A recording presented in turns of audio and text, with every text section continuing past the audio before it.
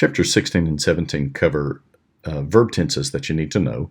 A couple of them are very common. A couple of them are very rare. So the important thing is to make sure you know which are most common, and I'll let you know that. But then also just be aware that occasionally you'll have to come back to your grammar to identify a couple of forms that are very unusual, not seen very often, and occur really in only very formal writing. The first verb tense that's covered in chapter 16 is the future. It is very common. It's worthwhile to note because you'll see it very frequently. It's formed from the infinitive. What makes it distinctive is the ER or the R sound that you will oftentimes see. For example, toucher, which means to touch, in the future looks like this. Je toucherai, tu toucheras, il, elle, on touchera. Nous toucherons, vous toucherez, ils, elles toucheront. That ER infinitive ending shows up in the pronunciation, and that R sound is what really makes the future distinctive and identifies it to a French speaker. The endings, as you can see, are AI, AS, A, ONS, EZ, ONT, very much like our form of avoir. That ending is used to indicate the future, and the meaning is exactly what you would expect. I will touch, you will touch, he, she, it will touch, etc. Now, the future tense, as in English, indicates that an action takes place in the future. Le Seigneur apparut à Abraham et lui dit, Je donnerai ce pays à ta descendance. The Lord appeared to Abram and said to him, I will give this country to your descendants. The future will appear after certain conjunctions. I've listed a lot of them here. Tant que, aussitôt que, dès que, quand, lorsque, pendant que, après que. When the future is meant, which is contrary to English practice, we will use the present tense in these situations, whereas in French, the idea is if you are referring to the future with this expression, you will use the future in the verb form. For example, in Luke 10:5, if we were to translate this, we would say, when you enter into a house. That is a present tense translation. French, in this instance, requires the future because the future is what's referred to. More literally, when you will enter into a house, say first, peace to this house. This is a good example where you will have to know what's going on in terms of French ideas versus English. The future will be used in these dependent clauses after these conjunctions in French, whereas we will translate those with the English. Another example. Ils allèrent ensuite dans un lieu appelé Gethsemane, et Jésus dit à ses disciples, Asseyez-vous ici pendant que je prierai. They went then to a place called Gethsemane, and Jesus said to his disciples, Sit here while I pray. Literally, while I will pray. He's not praying at present. That's referring to a future action. So the French mind wants the future there, whereas in English we will just translate it with the present tense.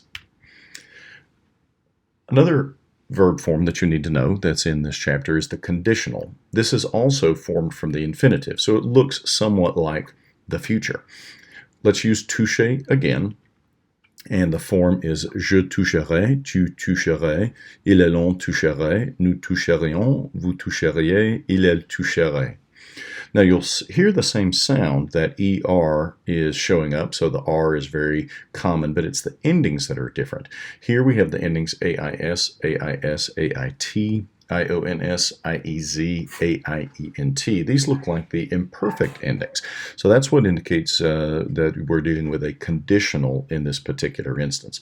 The meaning is very similar to what you might expect with English. We will often use would or could in our translation to bring this out. I would touch, you could touch, depending upon the context. And note very well that the future and the conditional share the same stem. So if there's an irregularity in the stem for the future, that will cross over to the conditional. Page 320 has a list of several irregular stems that are important to know. Now, the conditional mood expresses a contingent situation. It could be a condition, it could be a possible consequence or a hypothesis, but the point is it's contingent.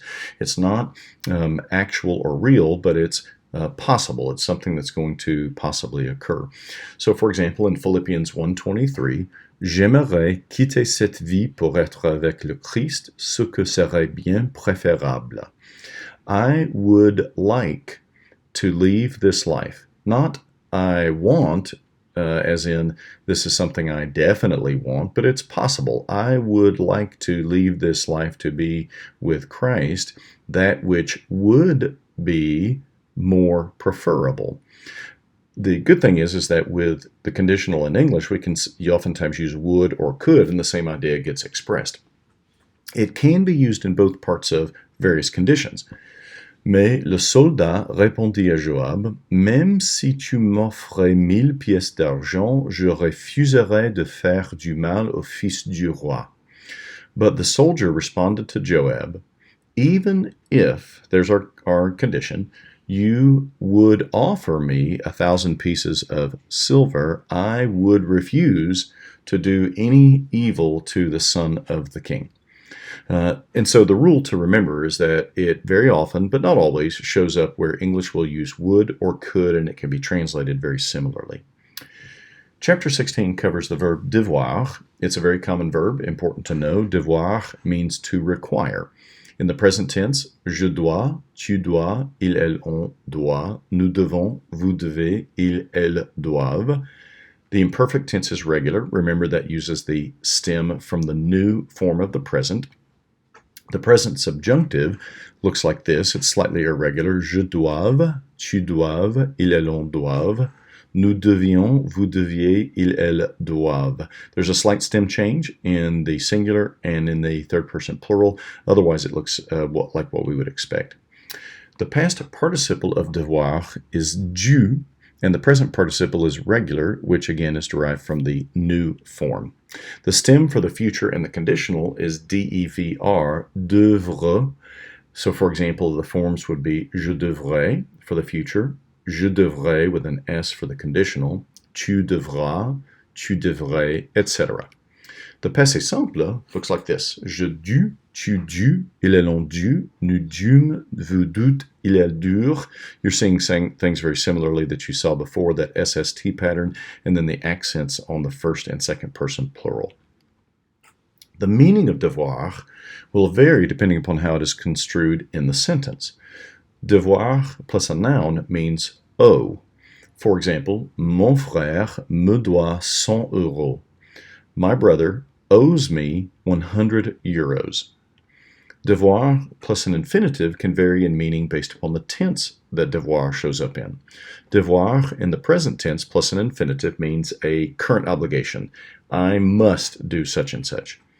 Un jour, Noémie dit à Ruth, ma fille, je dois chercher à assurer ton avenir pour que tu sois heureuse.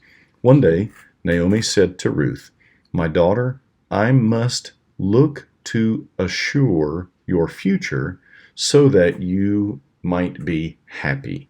Notice that doit here plus the infinitive is indicating a current obligation that Naomi is putting on herself. Devoir plus the imperfect, devoir in the imperfect plus an infinitive means was to, must have, past obligation, but it can also be a conjecture. So, for example, mais nous devions faire une fête et nous réjouir, car ton frère que voici était mort et il est revenu à la vie, il était perdu et le voilà retrouvé. But we had to throw a party. Here, literally, make a party, do a party. We had to throw a party and rejoice because your brother here was dead and he has returned to life. He was lost and here he is found. Very similarly, we say the same thing in English. I had to do that. It was an obligation, but in the past. Devoir in the passé composé or the simple, a simple past kind of idea, plus an infinitive also means had to, must have, past obligation or conjecture. Le roi David nous avait délivrés de nos ennemis, en particulier des Philistins, et il a dû fuir le pays à cause d'Absalom. King David had delivered us from our enemies, in particular the Philistines, and he had to flee the country because of Absalom. Devoir in the conditional plus an infinitive means ought to. It is a weak present obligation, not a mandate, but a suggestion almost.